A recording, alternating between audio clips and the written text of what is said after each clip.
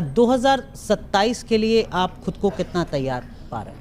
देखिए, 2027 के लिए फाउंडेशन हमने सेट करना शुरू कर दी है और वी फील दैट 2027 में जो रिज़ल्ट आएगा वो सबसे ज़्यादा सरप्राइजिंग होगा। क्यों ऐसा लगता है आपको? बिकॉज जो हमने इस वक्त जोश देखा है, specially the young voters, more than the ones who are voting, but also the ones who have not come into that voting age, जो अभी 13, 14, 15 साल के बच्चे हैं, they are going to see how impactful this non-employability is going to be. उनको colleges में जब अच्छी पढ़ाई नहीं मिलेगी ना, जब वो एडमिशन नहीं ले पाएंगे, वो समझेंगे कि एक एजुकेशन और एक सही एडमिनिस्ट्रेटर का होना कितना ज़रूरी है। और जो हमारे अभी करंट वोटर्स हैं वो तो सफ़र कर ही रहे हैं, तो उनको भी समझ आएगा कि करंट रिजीम में जो पॉलिटिशियंस हैं, जो लीडर्स हैं, वो एक्चुअली कितना इनिशिएटिव ले रहे हैं उनके भविष्य को बेटर करने के लिए, वो भी देखेंगे। तो 2027 हमारे लिए बहुत क्रिटिकल रहेगा और हमें पूरा भरोसा है कि यंग वोटर्स का टर्नआउट उस वक्त ज़्यादा बेटर होगा। Because I personally make sure कि बच्चे तक पहुँचूँ और उसे बताऊँ कि बच्चा, तुम्हारा आगे वाला फ्यूचर जो है, अगर गलत जगह वोट गया तो कितना मुश्किल हो सकता है। मतलब कोई आपको इस वक्त सुन रहा है और वो एक्स पर या आपके बाकी सोशल मीडिया के जो प्लेटफॉर्म्स हैं उन हैंडल्स पर आपको टैग करके आपसे जुड़ना चाहे तो उसको जवाब मिलेगा? कोशिश करेंगे सबको जवाब दे सके। उसके लिए पार्टी में जगह है? पार्टी में हर एक यंग बच्चे के लिए जगह है, हर एक यंग बच्चे के लिए जगह है। देखिए, हमारे यहाँ पे बूथ स्तर पे भी 7 लोगों की ज़रूरत होती है। हर एक बूथ पे हम 7-7 लोगों को बिठाते हैं। वहाँ से लेके नेशनल कोऑर्डिनेटर तक का पोजीशंस सबके लिए अवेलेबल है।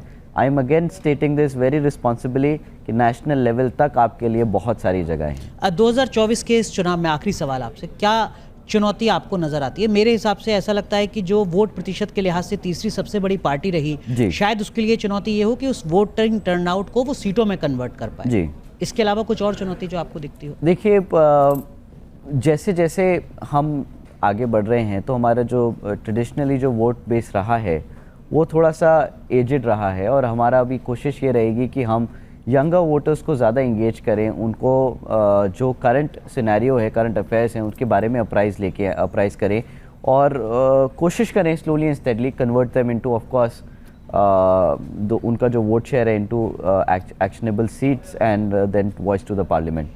So we see that as a concern, yes, but I think वो आने वाले समय में इम्प्रूव होगा। आखिरी सवाल, माफ़ कीजिएगा, एक सवाल मैं और बढ़ा रहा हूँ। आपने मिस्ड कॉल कैंपेन लॉन्च किया था, उसका रिस्पांस कैसा मिला आपको? देखिए, हमें उसमें ऑलमोस्ट 50 लाख से ज़्यादा नंबर कॉल्स आई और हम उस पर अभी हमने ज़्यादा एक्शन नहीं लिया है। इतना सारा डेटा आया है हमारे पास, इतने सारे लोगों के नंबर्स आए हैं, हम उसे अभी बस सॉर्ट और ग्रेड कर रहे हैं कि किसको कहाँ पे कैसे फिट करें और फिर आगे उस पर इनिशिएटिव चलाएंगे। वो हमारे लिए की कम्युनिकेशन स्ट्रैटेजी बन जाएगा, लोगों तक अपनी बात पहुँचाने का, लोगों से इनपुट लेने का।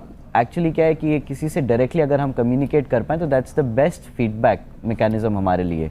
तो अगर किसी ज़िले में, किसी विधानसभा में या किसी बूथ पे या सेक्टर में कहीं तकलीफ़ आ रही है और हमारा समर्थक उधर है, he can simply pick up that phone, call on that number and actually register a complaint कि आकाश, यहाँ पे ये तकलीफ़ आ रहा है या बहुजन समाज पार्टी में कॉल सेंटर में ये तकलीफ़ आ रही है, प्लीज़ इसको एड्रेस करें।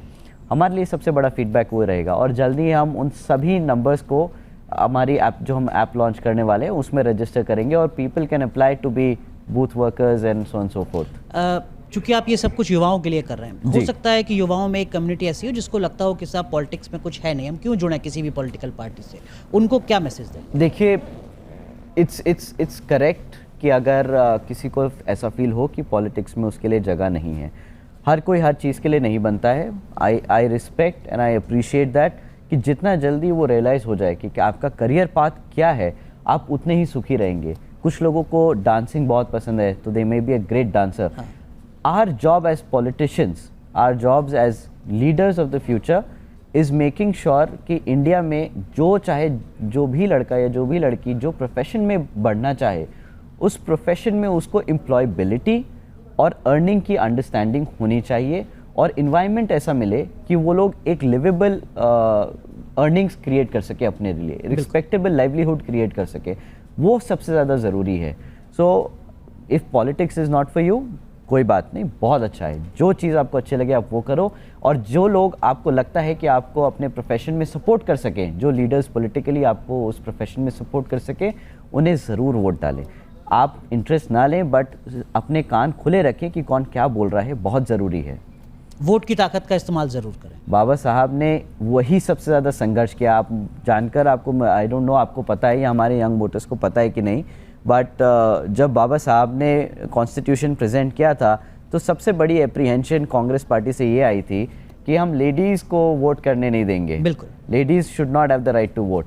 तो हमारी जितने भी यंग वोटर्स हैं, स्पेशली गर्ल्स, यंग प्रोफेशनल्स, आपको जानकर हैरानी होगी कि Baba Saheb fought for that right for you to vote. So specially जो यंग वोटर्स में जो लेडीज़ हैं, जो गर्ल्स हैं, आई वुड हाईली अप्रिशिएट अगर आप लोग निकल के वोट डालें, और जो पार्टी बाबा साहब को अपना आइडल मानती है, उनकी नीतियों पे चलती है, उनको वोट डालकर एक बार उनको मौका दे के देखें, और उन्हीं नीतियों पे हम चल के आगे काम करेंगे।